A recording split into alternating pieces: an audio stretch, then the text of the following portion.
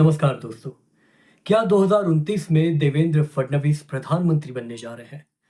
दरअसल महाराष्ट्र की राजनीति में हाल में जो घटनाक्रम सामने आए हैं, वे सिर्फ राज्य की सत्ता तक सीमित नहीं, बल्कि राष्ट्रीय राजनीति की दिशा भी तय कर सकते हैं।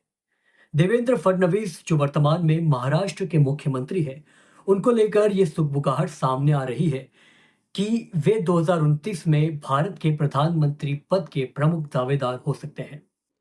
दरअसल महाराष्ट्र में महायुति सरकार बनने के बाद से ही शिवसेना, शिंदे गुट और भारतीय जनता पार्टी के बीच सत्ता संघर्ष देखने को मिला है।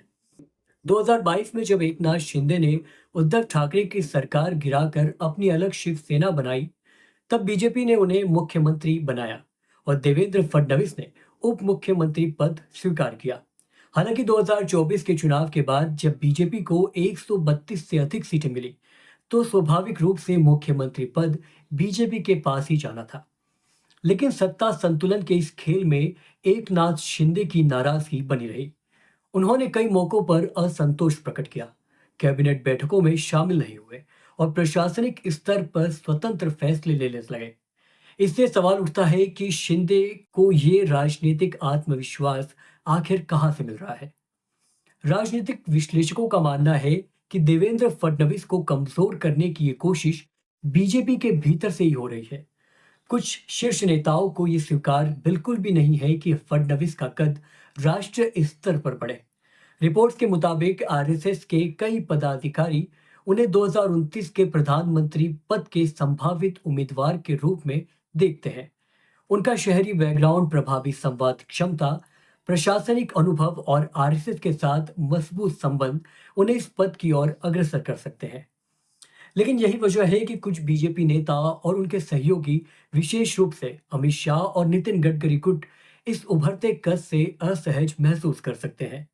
एकनाथ शिंदे को समर्थन देने के पीछे भी यही रणनीति हो सकती है, फडणवीस को महाराष्ट्र में उलझाए रखना ताकि वे राष्ट्रीय राजनीति में पैर न जमा सके। अगर नरेंद्र मोदी 2029 में प्रधानमंत्री पद की दौड़ में नहीं रहते, तो बीजेपी में कई नाम सामने आ सकते हैं। इनमें प्रमुख रूप से अमित शाह, योगी आदित्यनाथ और देवेंद्र फडणवीस है। लेकिन जहां योगी आदित्यनाथ की लोकप्रियता हिंदुत्व वोट बैंक में मजबूत है, वहीं उनके नेतृत्व को अंतर्राष्ट्रीय स्तर पर स्वीकार्यता मिलना मुश्किल हो सकता है। अमित शाह की रणनीतिक क्षमता को जग जाहिर है, लेकिन वे अधिकतर बैकग्राउंड में काम करने वाले नेता हैं।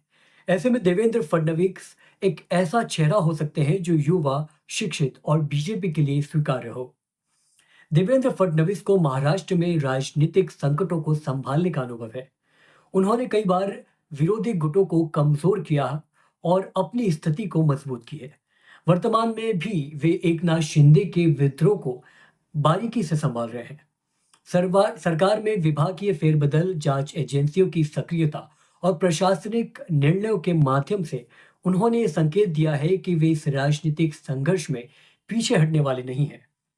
देवेंद्र फडणवीस निश्चित रूप से 2029 में प्रधानमंत्री पद की दौड़ में एक मजबूत दावेदार हो सकते हैं, लेकिन उनके सामने सबसे बड़ी चुनौती अपनी ही पार्टी के अंदर मौजूद सत्ता संघर्ष है।